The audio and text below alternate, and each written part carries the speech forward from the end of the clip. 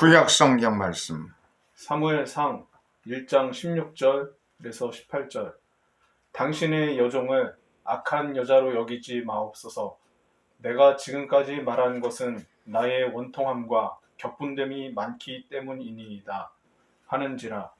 엘리가 대답하여 이르되 평안히 가라. 이스라엘의 하나님이 내가 기도하여 구한 것을 허락하시기를 원하노라 하니 이르되 당신의 여종이 당신께 은혜 입기를 원하나이다 하고 가서 먹고 얼굴에 다시는 근심 빛이 없더라 함이더라. 이것은 주님의 말씀입니다. 하나님 감사합니다. 아멘. 신약 복음서의 말씀 마가복음 13장 1절로 6절 말씀. 예수께서 성전에서 나가실 때에 제자 중 하나가 이르되 선생님이여 보소서, 이 돌들이 어떠하며 이 건물들이 어떠하나이까? 예수께서 이르시되 내가 이 큰 건물들을 보느냐? 돌 하나도 돌 위에 남지 않고 다 무너뜨려지리라 하시니라. 예수께서 감람산에서 성전을 마주 대하여 앉으셨을 때에 베드로와 야고보와 요한과 안드레가 조용히 묻되 우리에게 이르소서, 어느 때에 이런 일이 있겠사오며 이 모든 일이 이루어지려 할 때에 무슨 징조가 있사오리까? 예수께서 이르시되 너희가 사람의 미혹을 받지 않도록 주의하라. 많은 사람이 내 이름으로 와서 이르되 내가 그라 하여 많은 사람을 미혹하리라. 이것은 주님의 말씀입니다. 하나님 감사합니다. 아멘. 돌 위에 돌 하나도 남지 않고 무너지리라. 돌 위에 돌 하나도 라는 제목을 가지고서 함께 은혜를 나누려 합니다. 마가복음에 보면은 13장을 소묵시록이라 그렇게 말합니다. 요한계시록의 축소판이라고 말할 수가 있죠. 12장에서는 유대의 지도자들, 바리새인, 사두개인, 또 서기관, 율법학자, 이런 당시의 종교 지도자들, 기득권층과 토론을 합니다. 그래서 어느 누구도 예수의 말씀을 이기지 못하고 예수님께서 말씀의 속뜻과 진실을 아주 시원하게 말씀하셨습니다. 그리고 이제 13장에 넘어와서는 소위 성전을 두고서 예언하는 소묵시록에 대한 말씀이라고 이제 우리에게 알려주고 있는데, 앞으로 예루살렘 성전이 어떻게 될 것인지 예수께서 이제 예언하셨습니다. 제자들 중에 한 사람이 예수께 나와서 물었습니다. 이 화려하게 돌로 지어진 이 아름다운 성전, 이 건물이 얼마나 아름답습니까? 하고 예수님께 이 제자들을 대표해서 성전이 참 이렇게 아름답고 너무 화려하지 않습니까? 한번 좀 칭찬하시죠? 하고 예수님께 그렇게 말씀을 드렸어요. 당시에 예수님 당시의 성전을 제2성전이라 유대인들은 그렇게 말합니다. 제1성전은 솔로몬이 지었는데 느부갓네살의 군대에 의해서, 바벨론 군대에 의해서 불타버렸고, 그리고 이제 70년 만에 다시 이제 성전을 돌아와서 재건하게 되죠. 그래서 이것을 제2성전, 수룹바벨 성전이라고 그러고, 헤롯이 중건한 것도 이 수룹바벨의 성전을 이제 더 증축한 것이라고 말할 수가 있어요.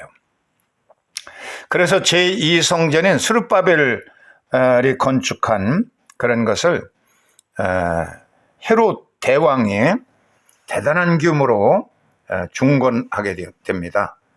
이 마당도 좀 확장해가지고 축대를 많이 돌로 쌓아가지고서 성전들을 넓히고, 그리고 화려하게 금으로 입히고 그랬는데, 당시에 역사가였던 요세푸스의 유대 전쟁사라고 하는 책이 있어요. 이 사람이 바로 이제 요세푸스인데, 요세푸스가 유대 전쟁사라고 하는 책을 썼어요. 거기 보면은 당시에 예수님 당시에 성전이 얼마나 아름다웠는지, 금으로 그것을 입혀가지고서 어디서 봐도 그 화려하고 찬란한 것, 세상에 어떤 건물도 이보다 아름다운 것은 없었다. 그렇게 감탄하고 있고, 태양빛이 비춰지면은 너무 눈부셔가지고 그것을 바라볼 수 없을 정도로 화려한 예루살렘 당시의 성전의 모습입니다. 한번 보세요. 화려하게 금빛으로 휘황찬란해서 감히 그것을 올바로 쳐다볼 수 있는, 태양을 쳐다볼 수 없는 것처럼 화려하게 빛나는 성전을 헤롯이 건축을 하게 됩니다. 그러자 예수께서는 칭찬하기는커녕 뭐라고 그러냐면, 네가 이 큰 건물을 보느냐, 돌 하나도 돌 위에 남지 않고 다 무너지리라. 이렇게 예언의 말씀을 했어요. 헤롯 성전은 당시에도 중건 중에 있었습니다. 유대 지도자들은 46년 동안 건축한 것을 갖다가 네가 사흘 만에 다시 짓겠다고 하느냐 하고 비웃었습니다. 그래서 AD 60년에 가서야 이것이 완공이 되었는데, 그 후 AD 70년에 로마의 군대 티투스 장군에 의해서 이 성전이 불탑니다. 그리고 돌 하나도 돌 위에 남지 않고, 돌과 돌 사이에 박여 있는 금을 전부 탈취하기 위해서 정말 돌 하나도 돌 위에 남지 않고 전부 무너지고 불에 타서 이제 사라지게 됩니다. 겨우 남아있는 것이 이렇게 예수님이 이제 예언한 대로 거대한 화려했던 건물들이 산산조각이 나고 기둥이 나뒹굴고, 그리고 돌더미들이 전부 여기저기 떨어지게 됩니다. 이렇게 해서 예루살렘 성전이 파멸되어 가지고 지금까지도 재건이 되지 못하고 있어요. 그래서 지금 남아있는 것은 헤롯이 이제 수축 공사를 하기 위해서 이 성전태를 확장했던 곳에 이 바위돌 같은 것으로 서쪽 벽을 이렇게 쌓았는데, 이것만 유대인들이 이제 가까이 근접할 수 있는 곳입니다. 그래서 여기에 손을 잡고서 울면서 이제 기도하죠, 유대인들이. 나도 여기 가서 이제 손잡고 기도하고, 그 사이에 보면은 이 바위 틈이 있죠? 그 사이에 보면 사람들이 기도문을 갖다가 종이에다 적어서 이제 또르르 말아가지고 끼워놨는데, 나도 거기다 이제 기도문을 끼워서 넣고 기도하고 돌아왔던 적이 있습니다. 그래서 이곳에서 집회도 하고 종교 집회를 여기서 하죠. 유일하게 근접할 수 있는 서쪽 성전 벽입니다. 이 위에는 무슬림 사원이 이렇게 있습니다. 이 가증한 미운 성전이, 무슬림들의 성전이 빨리 해체되고 여기다가 성전을 건축하는 것이 유대인들의 소망입니다. 바로 여기인데, 유대인들은 절대로 이곳에 올라가지 말아라. 여기는 지성소의 자리이기 때문에 유대인들이 절대로 발로 밟아서는 안 된다. 나는 유대인이 아니기 때문에 이 지성소 안에 바위 밑에 큰 바위로 되어 있는 그 밑에 이렇게 동굴이 있는데, 거기에 이제 기도실 같은 한 30명 정도가 기도할 수 있도록 카페트가 깔려 있어서 그 지성소 자리에 무릎 꿇고 기도하고 들어온 적이 있습니다. 그럼 왜 그 화려하던 성전이 파괴되었을까? 그 대리석으로 만들고 황금으로 입히고 그랬던 것이 이렇게 된 것은, 첫째는 성전의 제 역할을 하지 못했기 때문에 그렇습니다. 예수께서 노꾸론으로 채찍을 만들었죠. 여보세요. 그래서 환전상의 상을 뒤엎었어요. 그래서 동전들이 막 쏟아지고, 비둘기 파는 사람들의 비둘기 새장도 다 열어젖히고 비둘기를 내쫓아버리고, 양, 염소, 그리고 황소, 또 송아지, 다 성전 거룩한 하나님의 예배하고 기도하는 집에서 어찌해서 장사꾼의 장사치에 터로 만들어내냐. 그렇게 예수께서 호통을 치면서 성전을 깨끗하게 하시고, 이 돌로 지어진, 생명력이 없는 돌로다가 지어진 아무리 금으로 장식했다 할지라도 무너지고야 만다. 돌 하나도 돌 위에 남지 않는다. 한국 교회도 그동안에 큰 교회들이 이렇게 큰 의리리한 건물을 짓기에 열심을 품었는데, 똑같은 마찬가지 운명이 될 것입니다. 두 번째는 이 성전 자신이 예수님이 바로 성전이다라고 예수께서 성전 정화하신 후에 예수께서 말씀하시기를, 요한복음 2장 19절에 보면은 너희가 이 성전을 헐어버리라.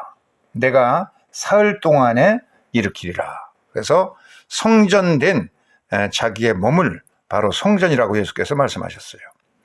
모세가 지은 장막 성전, 이것은 하늘의 영원한 성전이신 그리스도를 이제 본떠서 만든 하나의 유형적인 건축물이었습니다. 그래서 영원한 것이 될 수가 없습니다.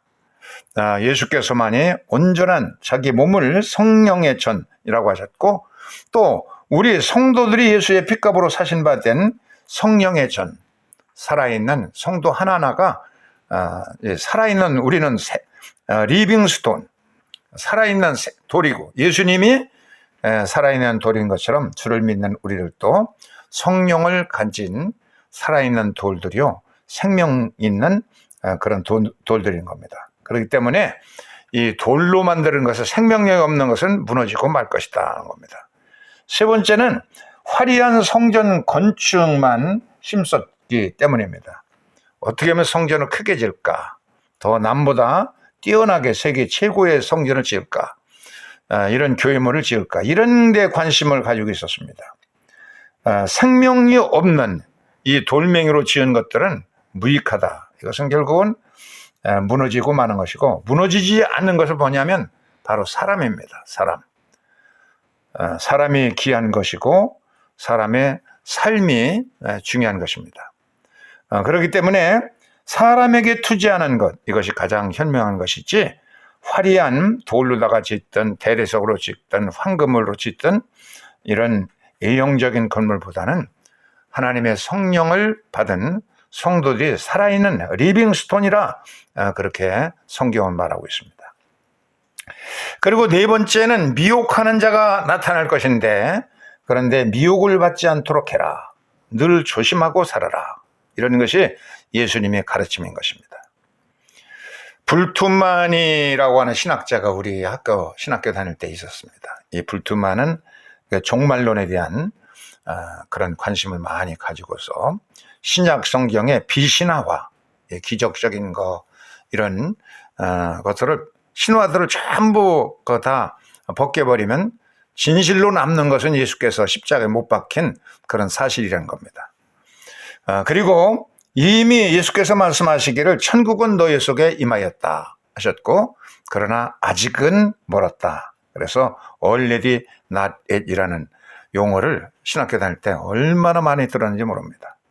예수님이 오심으로 천국은 우리 속에서 주님을 구주로 영접하는 순간 성령이 들어오셔서 천국이 확장되고 있는데, 그러나 완전한 성전은 완전한 것은 이제 아직 멀었다 하는 뜻으로 already not yet이라는 그런 신학적인 용어를 당시에 많이 쓰게 되는데, 바로 하나님 나라에서는, 하나님 나라는 우리 안에서 확장되고 있고, 그러나 완벽한 것은 되지 못하기 때문에 늘 방심치 말고 미혹되지 말고, 그리고 조심하면서 믿음을 지켜가라. 주님이 오늘 오실 것처럼, 오늘 밤 오실 것처럼 늘 이렇게 사모하는 마음을 가지고 살아라, 이렇게 말씀했습니다.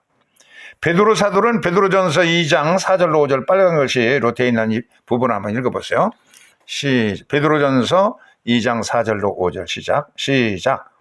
사람에게는 버림바가 되었으나 하나님께는 택하심을 입은 보배로운 산돌이신 예수께 나아가 너희도 산돌같이 신령한 집으로 세워지고 예수 그리스도로 말미암아 하나님이 기쁘게 받으실 신령한 제사를 드릴 거룩한 제사장이 될지니라. 예수께서 산돌이 리빙스톤이 되셨고, 그리고 예수의 핏값을 믿고 주를 따르는 자들도 신령한 산돌이기 때문에 이런 산들로서 우리가 신령한 집을 지어야 된다.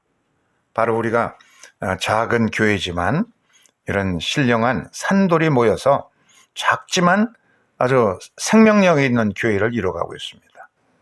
요즘에 우리가 작은 교회지만은 작은 교회들을 또 돕기 위해서 한 달에 165만 원, 60만 원씩 이렇게 선교비를 보내고, 더 많은 금액들을 보낼 수 있는 걸 생각할 때 얼마나 참 기적이고 대단한지 알 수가 없습니다.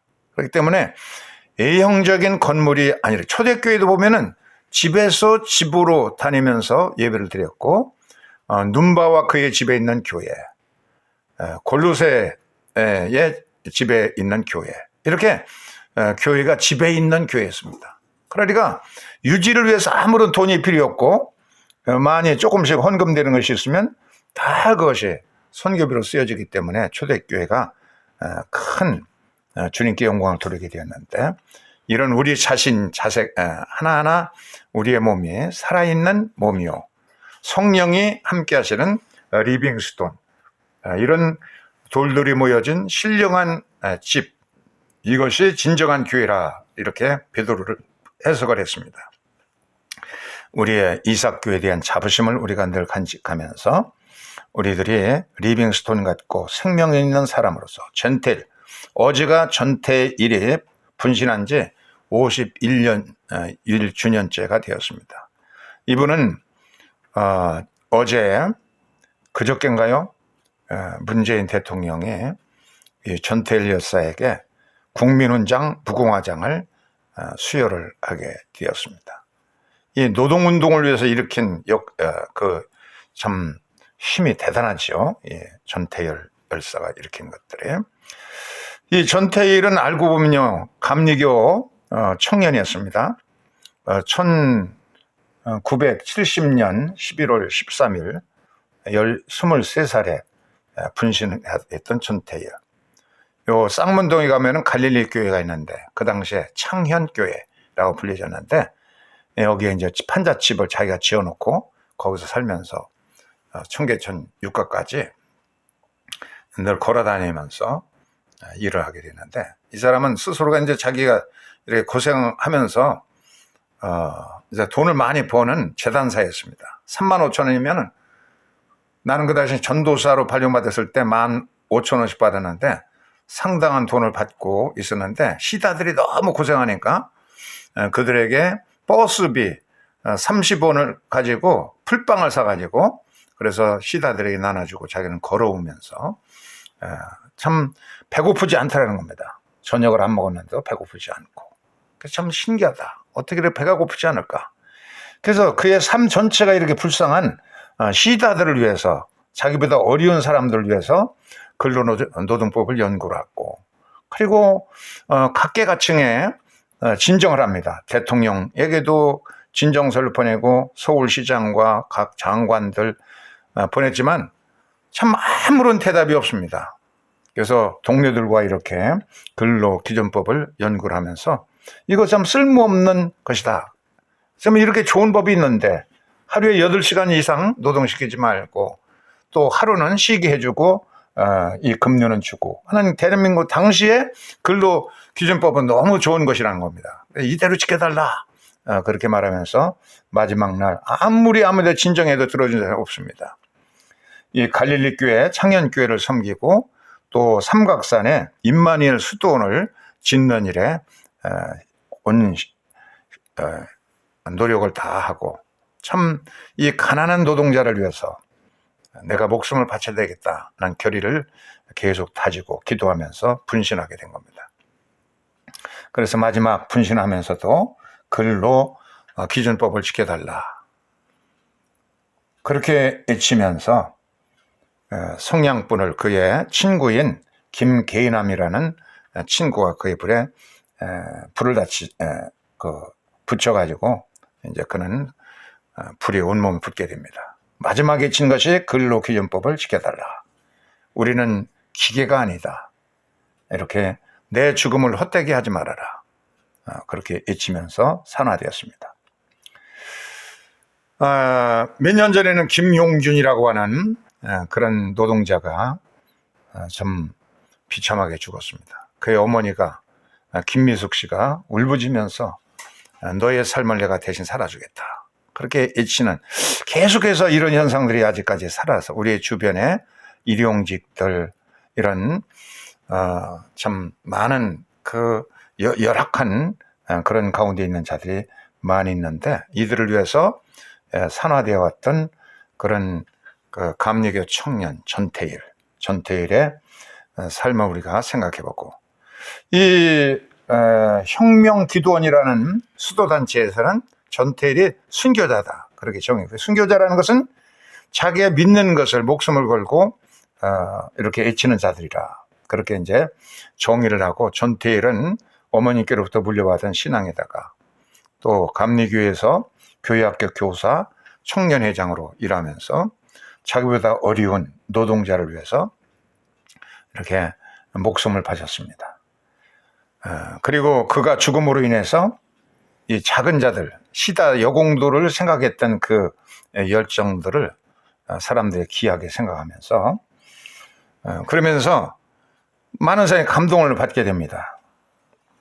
자기가 잘 되기 위해서 그렇게 된 것이 아니라 타인을 위한 그런 죽음이었던 그런 그 일기에 또 자세하게 신앙적인 경력을 쓰고 있습니다. 그의 죽음의 결과로 그리스도에 대한 재발견하게 되고, 많은 크리스천들이 그 청계 봉제 공장의 사장들은 전부 장로들이고 다 그랬어요. 주일날 자기는 가서 헌금하고 예배드리고, 그리고 무수한 많은 사람들은 그냥 계속 노동을 시키는 그런 가운데 이 그의 죽음을 두고 안병보 같은 신학자가 민중 신학을 만들게 되고, 문익환 목사가 감동을 받고, 김근태라든지 많은 대학생들이 이 대학생이지만 그 산업 현장에 가서 일을 하면서 노동을 배우고 거듭나게 하는 그런 계기가 되었습니다. 그의 어머니 이소신 권사, 감리교 권사인데 아들이 못다 이룬 꿈을 계속 가지고, 시의 현장마다 제일 앞장서 있는 게 이소신 그 권사였습니다. 그래서 이 유가족들이 그냥 목숨을 걸고, 다른 사람도 전부 도망가도 시 현장에서 그 독갓을 다 마시면서 자리를 떠나지 않고 목숨 걸고 외쳤던 그런 그 삶에 우리가 참 많이 빚진 빚진 것이 많다는 생각 가지면서, 우리의 삶으로 신앙에 녹아지지 않는다 그러면 우리의 머리로만 생각하는 신앙들, 이런 신앙에 너무 길들여지지 않았는가, 이런 우리의 너의 생명력이 바로 성령이 함께하는 성령의 전, 생명력이 약동하는 이 사람이 중요한 것이지, 대리석도를 만들고 거기다 금으로 바르고 그런 것들은 하나도 남지 않고 다 무너지리라 하신 주의 말씀을 들으면서, 내 속에 늘 성령으로 충만하고 삶으로 우리의 말씀들이 다 성화되고 성육신 될 수 있는 생활신앙인, 생기와 용기와 활기 패기를 가진 크리스찬들로 변모되는 역사가 있어지기를 주의 이름으로 축원합니다. 아멘.